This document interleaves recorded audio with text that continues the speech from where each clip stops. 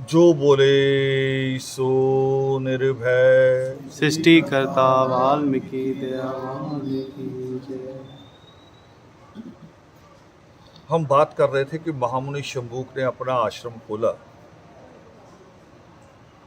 मगर जब ये बात ब्राह्मणों को पता चली कि महामुनि शंभूक ने ये वाल्मीकि रामायण का एक हिस्सा है, ये जो बात हम कह रहे हैं ये मेरी और आपकी बनाई हुई कहानी नहीं है, और ये कहानी वो भी है जो कोर्ट भी गई है, अदालत भी गई है, इसको चैलेंज भी हुआ, फिर अदालत में वाल्मीकि रामायण को ही पेश किया गया, और वाल्मीकि रामायण को पेश करके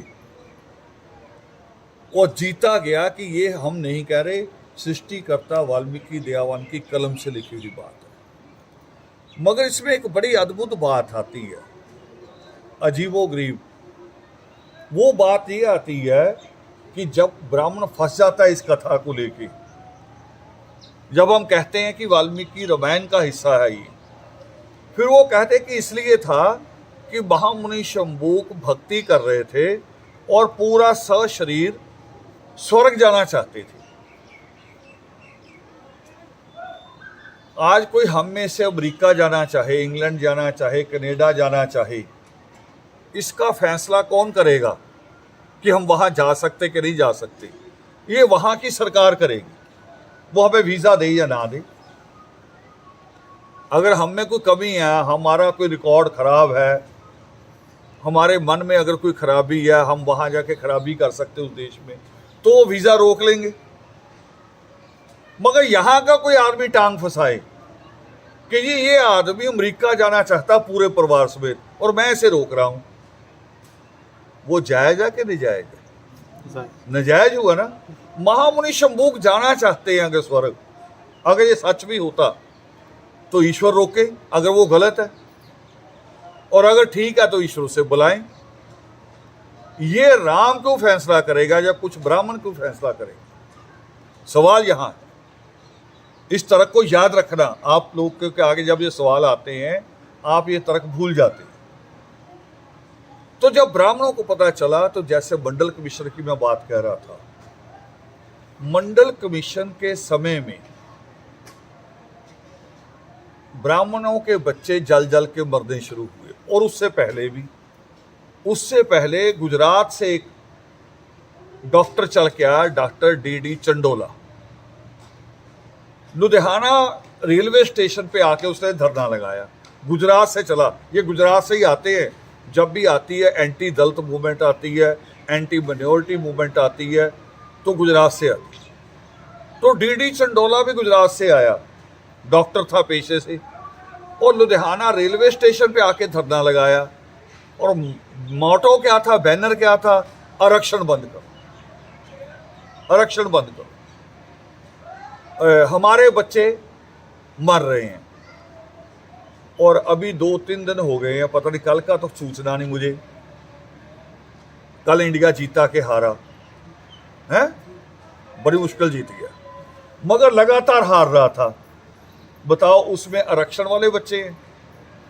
अगर बांग्लादेश से हार जाए, पाकिस्तान जिसको रोज गाली देते हैं, हमारा हर आदमी धमकाता पाकिस्तान को, यहां ऐसे खड़े होके, है ना। एक बार मुझे चुटकुला याद है कि एक अमेरिका का आदमी कह रहा कि हमारे यहाँ पूरा लोकतंत्र है, हम पार्लियामेंट, व्हाइट हाउस के बाहर खड़े होके, पार्लियामेंट अलग, व्हाइट हाउस राष्ट्रपति का घर, उसके बाहर खड़े होके राष्ट्रपति को गाली दे सकते, यानी मुर्दाबाद कह सकते हैं। तो रूस का आदमी कह रहा ये स्वतंत्रता तो हमारे यहाँ भी है, हम अपने पार्लियामेंट के सामने या अपने राष्ट्रपति भवन के सामने खड़े होके अमेरिका के राष्ट्रपति को मुर्दाबाद कह सकते हैं। आज भारत भी बिल्कुल वैसा ही है, रोज गाली देते, उससे हार गई टीम। और कितने लोगों ने यज्ञ किए द्रौपदी की तरह, कितने लोगों ने हवन किए, कितनों ने मन्नतें मांगी, कई तो बाल भी कटवा देते हैं। आदमी बालों से हमेशा ही प्यार करता है, चाहे लड़का हो चाहे लड़की हो, मगर उसके लिए बाल कटवा देते, हार जाते। तो ये एक, इसको आप ऐसे कहेंगे कि वाल्मीकि रामायण कल भी सच थी, आज भी सच है, जिसको गुरु गोविंद सिंह कहते हैं कि राम कथा युगो युगो अटल। ये गुरु गोविंद सिंह के लफ्ज है कि वो हमेशा अटल है। सिर्फ पात्र बदल जाते हैं, नाम बदल जाते हैं, स्थान बदल जाते हैं, मगर उसकी जो घटनाएं हैं वो आज भी घटित होती हैं। आज भी जब हम तरक्की करते हैं तो ब्राह्मण कहता हमारा बच्चा मर रहा है। महामुनि शंबूक के समय भी यही हुआ और एक बच्चे को बेहोश करके राम के दरबार में पेश किया गया। ये कहा गया कि राम तुम्हारे राज में धर्म के खिलाफ काम हो रहा है, इसलिए हमारा बच्चा मर गया। राम ने पूछा धर्म के खिलाफ क्या? वो करे जब दलित पढ़ने लिखने लग पड़े तो ये धर्म के खिलाफ है। जब दलित पढ़े लिखेगा तो ये धर्म के खिलाफ काम, तो इसलिए हमारे बच्चे की मृत्यु हो गई। तो उसका एक्शन क्या, उसका हल क्या है, इसका समाधान क्या किया जाए? और राम कह रहा है मैंने तो बचपन से लेके ही जहां ऋषि मुनियों ने कहा वहां मैं चला गया, जिसको कहा मैंने मार दिया, और अब बताओ क्या करना है? वो करे अब आपको महामुनि शंबूक को मारना है। राम सेना लेके निकला और खोजना शुरू किया महामुनि शंबूक को। खोजा महामुनि शंबूक को, पूरा दिन लग गया। सुबह होने लगी। सुबह जब होने लगी दोबारा, तो राम ने कहा कोई नदी देख लो अच्छी, जहां हम स्नान कर ले, सेना तरोताजा हो जाए और दोबारा खोज करेंगे। और नदी के दूसरी तरफ ही एक आश्रम दिखाई दिया, मगर ये दिमाग से निकल गया जैसे आज वाल्मीकि तीर्थ है। और बहुत सारी दुनिया आके सोचती होगी कि वाल्मीकि तीर्थ नहीं हो सकता। जिसने हमारी बस्तियां देखी होंगी, हमारी हरकतें देखी होंगी, बस्तियों के अंदर जो वाल्मीकि अनंत है वो देखे होंगे, वो इसको देख के कहेगा कि ये नहीं हो सकता। और वो आपको, जैसे आप बैठे शांत, आपको बैठे देख के भी नहीं कह सकता कि वाल्मीकि होंगे। वो करे वो तो बैठ ही नहीं सकते, उनको तो आदत नहीं है सुनने की, स्कूल में बैठने की आदत नहीं, तो यहाँ कैसे बैठेगी? उसी आश्रम में चले गए, मगर जब गए पूछा कि ये आश्रम किसका है, तो उन्होंने कहा जी महामुनि शंबूक का आश्रम। अब सुनते ही जैसे होता ना, क्या कहते कहावत है, एक तो करेला ऊपर से नीम चढ़ा, है ना, बुरा लगा भी। एक तो शूद्र हो, अछूत हो, दलित हो, और ऊपर से इनका इतना खूबसूरत आश्रम। फिर वो अहंकार जाग गया राम का, अहंकार जाग गया। शंबूक को बुलाओ। वो कह रहे जी वो अभी पाठ कर रहे हैं, नित्यनेम का पाठ करके फिर अभी आएंगे, आप मिलेंगे। हंगामा शुरू हुआ। महामुनि शंबूक उठ के आए। आके जैसा हमारे यहाँ परंपरा है, आज भी है, आप में से बहुत सारे लोग होंगे और आपके रिश्ते कई ऐसे लोगों से होंगे जिनसे रिश्ता है नहीं। कोई ढोलक वाला है, हम उसको सारे मास्टर जी कहते हैं, है ना। कोई तबला बजाता है, उसको अगर एक आदमी उस्ताद कहता तो हम सारे उस्ताद जी कहते हैं। एकलव्य ने भी ऐसे किया था। जब द्रोणाचार्य एकलव्य को मिलने आया, जिसने धक्के मार के निकाला था, अछूत भंगी कह के निकाला था, वही द्रोणाचार्य जब आया तो एकलव्य ने क्या कहा, आओ गुरुजी। ये हमारे परंपरा रही है। तो महामुनि शंबूक ने भी वैसे ही स्वागत किया, राजा कह के, राजन कह के संबोधन किया और पूछा बताओ भी हम क्या कर सकते हैं। राम के गुस्सा कि तुम शंबूक हो, हाँ तुम शूद्र हो।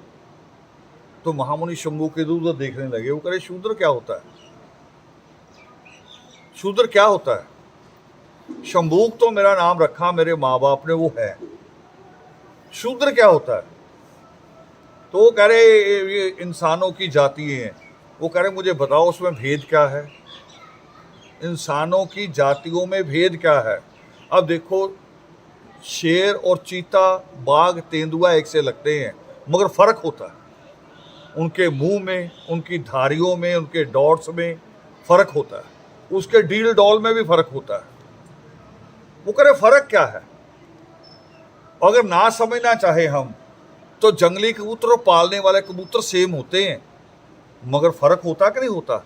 हर आदमी पहचान लेता है। जंगली गाय को और पालने वाली गाय को लोग पहचान लेते हैं, जंगली घोड़े को और जो पालतू घोड़ा उसको पहचानते हैं। महामुनि शंबूक ने सो बताया, कहा भी बताओ क्या फर्क है, शूद्र होने की निशानी है क्या है? तेरे 2 हाथ, मेरे भी 2 हाथ। तो राम अपने और गुस्से में कि नहीं, मेरे वेद शास्त्र कहते हैं, मेरे वेद शास्त्र कहते हैं कि तुम शूद्र हो। तो वो कह रहे कि तुम्हारे कहते होंगे, मगर मेरा ईश्वर नहीं कहता। मेरा ईश्वर कहता है कि सारे बराबर हैं। वो तो कहता है कि शेर बकरी एक घाट पिलाना, वो सबको एक समान मानता है। मेरा ईश्वर सब में जान मांगता है। अब ये संवाद जो है आज आपको वाल्मीकि रामायण में नहीं मिलेंगे, उसमें नहीं मिलेंगे। तभी हम लोग कहते हैं, वो जो नगेश भट्ट ने कहा था, एक बड़े रिसर्चर ने, कि 100 करोड़ श्लोक था, वो ये चीजें नहीं है उसमें से हटाई हुई हैं। कुछ लोगों ने खोजी, चतुर्सेन ने इसके ऊपर खोज की, और लोगों ने खोज की, कुछ लोगों ने कुछ चीजें निकाली। जैसे जो मेघनाथ की जो कत्ल है, उसको भी पूरी तरह से नहीं है वाल्मीकि रामायण में, मगर चतुर्सेन ने उसके ऊपर अलग से किताब लिखी, सर्च कर, भाष्य भी लिखा। यानी सच कहीं ना कहीं तो बचा रह जाता है। फिर महामुनि शंबूक के साथ जब बहुत तर्क हुए, तो महामुनि शंबूक ने कहा, अच्छा चलो मुझे आप अछूत कहो या शूद्र, आप क्या है? कह रहे मैं क्षत्रिय हूं। तो कह रहे क्षत्रिय क्या होता है? कह रहे क्षत्रिय वो जो तलवार लेगा, सेना में भर्ती होगा, युद्ध करेगा, राजा बनेगा। तो महामुनि शंबूक कह रहे इसमें भी भेद है, क्या सारे क्षत्रिय राजा बनते हैं? कह रहे नहीं। फिर हर क्षत्रिय न्याय कर सकता है? कह रहे नहीं। तो महामुनि शंबूक ने कहा कि जब तुम वनवास में थे, तुम राजा थे उस वक्त? कह रहे नहीं। तो तुमने किस अधिकार से बाली को मारा? उस वक्त तुम्हारा कौन सा धर्म था? क्या यह भी तुम्हारे शास्त्रों में लिखा है कि तुम मार सकते हो, और वो पेड़ के पीछे छुप के? उस वक्त क्यों नहीं इंसाफ किया? अब ये बातें राम को दुख देने लगी, चिढ़ाने लगी। उन्होंने तलवार खींची, एक सैनिक की मारने लगे, मगर फिर आया कि नहीं, अहंकार होता ना, अहंकार बहुत बड़ा होता आदमी का। करे उल्टा बांध दो। उल्टा बांधा गया एक पेड़ से, धीरे धीरे तलवार चलाई, इसलिए कि कहीं आदमी माफी मांग ले, मेरा अहंकार और बड़ा हो जाए, माफी भी मांग ले, मैं इसको मार भी दूं। मगर जो सच्चा होता है, सच के लिए लड़ता है, चाहे वो सुकरात हो, चाहे वो महामुनि शंबूक हो, चाहे वो सद्दाम ही क्यों ना हो, वो जान देने से नहीं डरते। भगत सिंह की हम बात बार बार सुनते हैं। भगत सिंह के पिता ने जब अपील डाली माफी की, तो भगत सिंह नाराज हुए थे अपने पिता के साथ। ये इतिहास में लिखा हुआ। वो अपने पिता को कह दिया था कि आप मिलने मत आना मुझे, मैं आपका सामना नहीं कर पाऊंगा, मैं अदब नहीं रख पाऊंगा आपका, क्योंकि आप मेरी शहादत को आपने खत्म कर दिया। मेरी लड़ाई जिंदा रहना थोड़ी है, मेरी लड़ाई एक स्वाभिमान की लड़ाई है। और आपने माफी की एप्लीकेशन क्यों लगाई? और यहां एक लाइन और जोड़ दूं, आज जितने आरएसएस बीजेपी के बड़े नेता पुराने, वो सारे माफी मांग मांग के छूटते रहे, और एक बार नहीं कई बार माफी मांगते थे, कई बार माफी मांग मांग छूटते थे। मगर भगत सिंह ने कहा मैं नहीं। और यही महामुनि शंबूक। और उस वक्त एक घटना और घटित हुई। उनकी पत्नी पास खड़ी थी, मां तुंगभद्रा, देख रही थी। अब जहां राजा, उसकी सेना एक आदमी को उल्टा लटका के और वो भी पाठशाला में, जहाँ सारे लोग निहत्थे हों, जिनके पास कोई हथियार नहीं है और जिनका उद्देश्य भी लड़ना नहीं है, जिनका उद्देश्य ज्ञान प्राप्त करना है। क्यों ज्ञान प्राप्त करना, क्यों हथियार क्यों नहीं? ये भी एक सवाल रहेगा। उसका जवाब सृष्टिकर्ता वाल्मीकि दयावान देते हैं कि तप, दान और तीरथ से आपकी मुक्ति नहीं होगी, आपकी मुक्ति ज्ञान से होगी। हथियारों से मुक्ति नहीं होती। हथियारों से मुक्ति होनी होती तो पाकिस्तान ने भी एटम बम बना लिया, मगर आज भी वो हमारे मुकाबले में नहीं आ पाया। मुकाबला तो होता है कि किसकी जनता कितनी खुशहाल है। असली मुकाबला तो ये होता है। हमारा बच्चा इंग्लैंड, अमेरिका, कनाडा क्यों जाना चाहता है? क्योंकि वहां उसे खुशहाली नजर आती, आजादी नजर आती। तो वो आजादी पाकिस्तान के ना नागरिकों को है, ना खुशहाली है, समृद्धि है। हथियारों पे पैसा खर्च करने से खुशहाली नहीं आती। तो महामुनि शंभू का आश्रम ज्ञान प्राप्त करने की दिशा में था, ज्ञान के लिए। तो महामुनि शंभू के इस सवालों पे चिढ़ के जब उसकी गर्दन काटी जा रही थी तो मां तुंगभद्रा रो रही थी, जैसे कि एक औरत अपने पति को देख के, जो उसकी बेबसी तो यही कर सकती है। और औरत ही नहीं, कोई दूसरा रिश्ता भी हो, भाई का हो, बाप का हो, वो भी ऐसे, उसका भी यही हालत होगी। मगर जब महामुनि शंभू की नजर पड़ी अपनी पत्नी पर तो उन्होंने इशारे से उसे मना किया, समझाया, ऐसे इशारा किया आंखों का कि रो ना। क्यों? अगर तू रोएगी तो ये जो बच्चे आए मेरे पास पढ़ने, इनकी भी तो माएँ हैं। बड़ी हिम्मत हौसले से भेजा। इनकी माँ को भी पता है कि अछूत जो है, दलित जो है, वो पढ़ लिख नहीं सकता, पढ़ेगा तो उससे सजा मिलेगी। मगर इनकी माओं ने भी हिम्मत करके भेजा है, हौसला करके भेजा है, और तुम उनकी माओं का हौसला गिरा दोगी, ये ना करो। तो उस मां ने क्या कहा?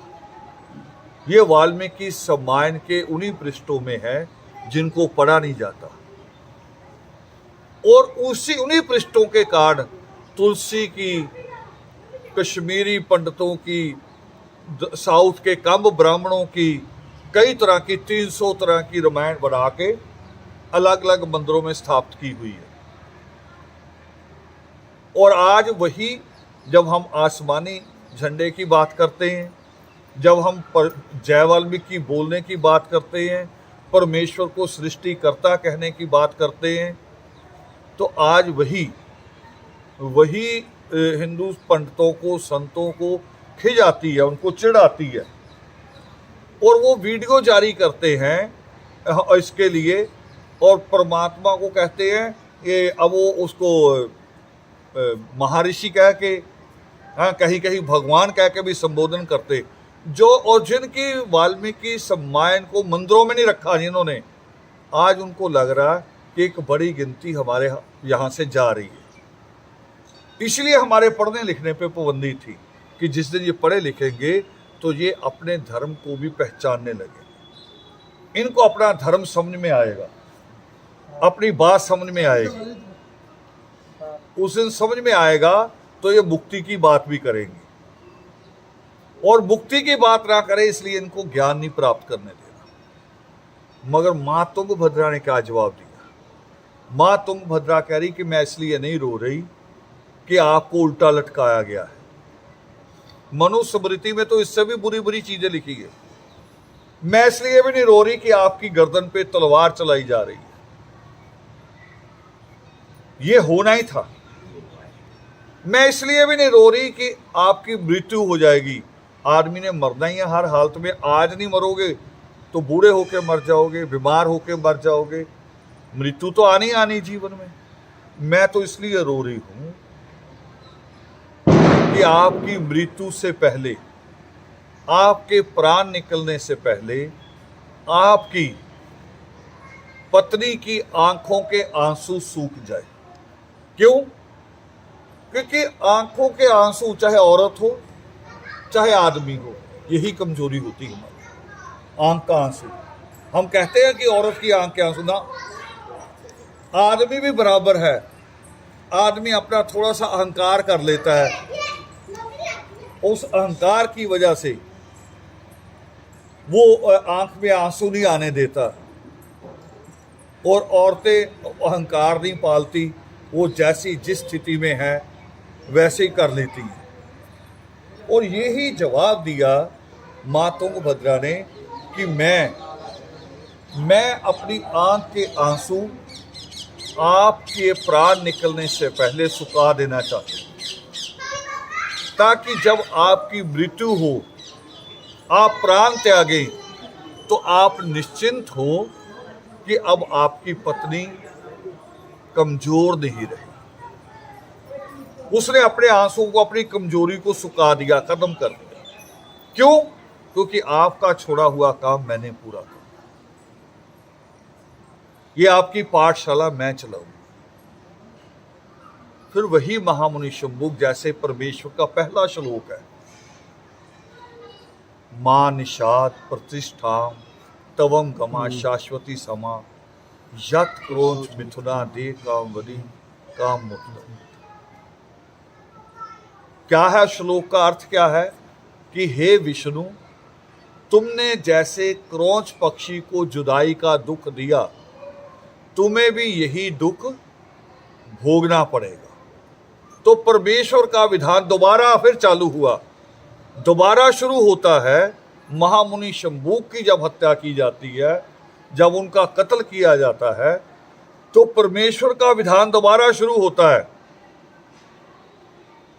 और जब मां सीता यहां आके रही, यही इसी पावन वाल्मीकि तीर्थ पे यहां आके जब रही, ये जो इमारत हमें दिखाई देती है सफेद रंग की, जब यहां आके मां सीता रही, तो परमेश्वर ने एक बहाने से, हमारे बुजुर्ग तो बड़े भोले होते थे, वो करे वो सीता अपने बच्चे को उठा के लेगी, परमेश्वर को पता नहीं चला। भाई तुम ही कहते हो अजर अमर त्रिकालदर्शी, जो त्रिकालदर्शी, उसे पता कैसे नहीं चला? उसे पता था, मगर उसने करना था। कत्ल किया जो राम ने, शंभुक मुनि विद्वान, काखों में परमात्मा डाल दिए वो प्राण। यहीं पे परमेश्वर ने वो बहाना बनाया। मां सीता को कहा कि मुझे नहीं पता तुम कब ले गई, इसलिए ये दूसरा आ गया बालक तुम्हारे। जो इच्छा तुम्हारी इतने सालों से नहीं पूर्ण हुई थी, वो अब दो बालकों के साथ, और इसलिए भी कि ये बच्चा अकेला यहाँ किसके साथ खेलेगा? संतों में साथ इसका बचपन, क्योंकि बचपन है, बचपन ही नहीं, हम जिस उम्र में होते हैं हमें उसी उम्र में आनंद आता है लोगों के साथ बात करके। और इसके साथ एक बात और जोड़ लो मेरी कौम, हम जिस मानसिकता के होते हैं, जितनी हमारी पढ़ाई लिखाई होती है, हमारा आनंद उन्हीं के साथ बात करने में आता है कि सामने वाला भी उतना ही पढ़ा लिखा हो, तभी आनंद आता है। हाँ, हमारा अहंकार हो अगर कि हमें अंधों में काना राजा बनना है, फिर चाहे हम कहें कि अनपढ़ बिठा दो और मैं उनके सामने राजा बन जाऊं, मगर आनंद नहीं आता।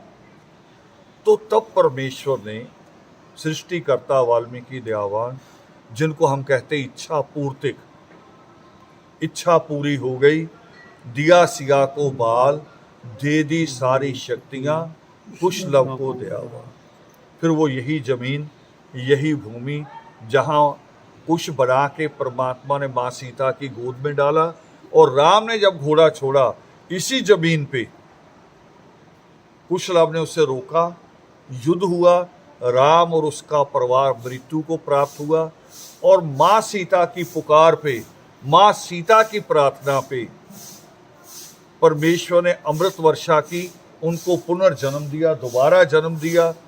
और उस दोबारा जन्म के बाद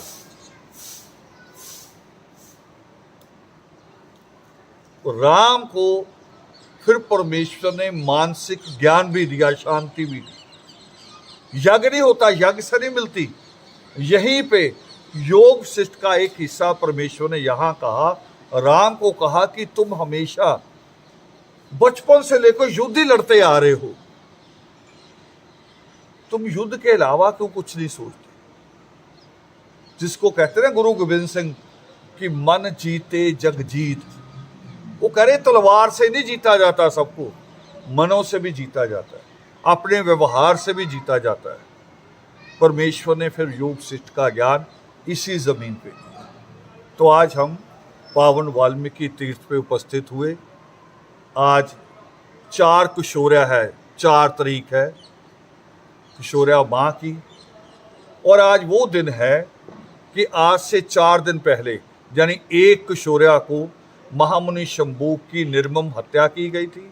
और जब 4 दिन बाद राम अयोध्या वापस आए थे, तब उन्होंने अपने घरों में, अपने राज्य में दीपमाला इसलिए की थी। राम के वापसी की नहीं दीपमाला। दीपमाला का अर्थ था कि हमने दैत्यों का, दानवों का, राक्षसों का, जो भी नाम थे हमारे, अछूतों का, हमने उनका जो चिराग था, कौन सा चिराग था हमारा? महामुनि शंभू। हमने उनका चिराग, टीचर चिराग होता है गुरु, जो हमें अंधेरे से रोशनी की तरफ ले जाता है, हमने उनका चिराग बुझा दिया और हमारे चिराग अब जगमगाए। ये एक उनकी सोच हमेशा रही है। तब वो दिवाली नहीं मनाई। नहीं तो दिवाली की रात अंधेरी रात होती है। कोई त्योहार अंधेरी रात को आता है दिवाली को छोड़ के? सारे पूर्णमासी को आते हैं जब पूर्ण चंद्रमा होता है। कबीर साहब का दिन हो, रविदास जी का हो, वाल्मीकि प्रगट दिवस हो, वाल्मीकि विजय दिवस हो, सारे के सारे पूर्णमासी में।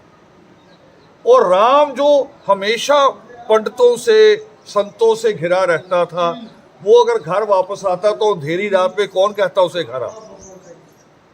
वो तो कहते कि रुक जा, मुहूर्त निकालेंगे। वो तो उनका बस नहीं चलता, मरने का मुहूर्त भी निकाल ले, बस नहीं चल रहा बेचारों का, जन्म का मुहूर्त भी निकाल लें। और ये पखंड है, कोई मुहूर्त नहीं होता। परमेश्वर क्या कहते? जब भारद्वाज ने पूछा सर्वोत्तम दिन, परमेश्वर ने क्या जवाब दिया? आज। वो कह रहे जिस दिन सोचो वही अच्छा दिन। तो आज स्वाभाविक और अच्छा दिन है कि आज 4 कुशोर्या है, 4 तारीख है। और जिस दिन हमारा चिराग बुझाया गया था, आज हम अपने चिराग को रोशन करने की बात दोबारा करने में सक्षम हुए हैं। और जैसा महामुनि शंभू ने आश्रम कायम किया था, उतना ही खूबसूरत हम वाल्मीकि तीर्थ को बनाने में कामयाब हुए हैं। जय वाल्मीकि।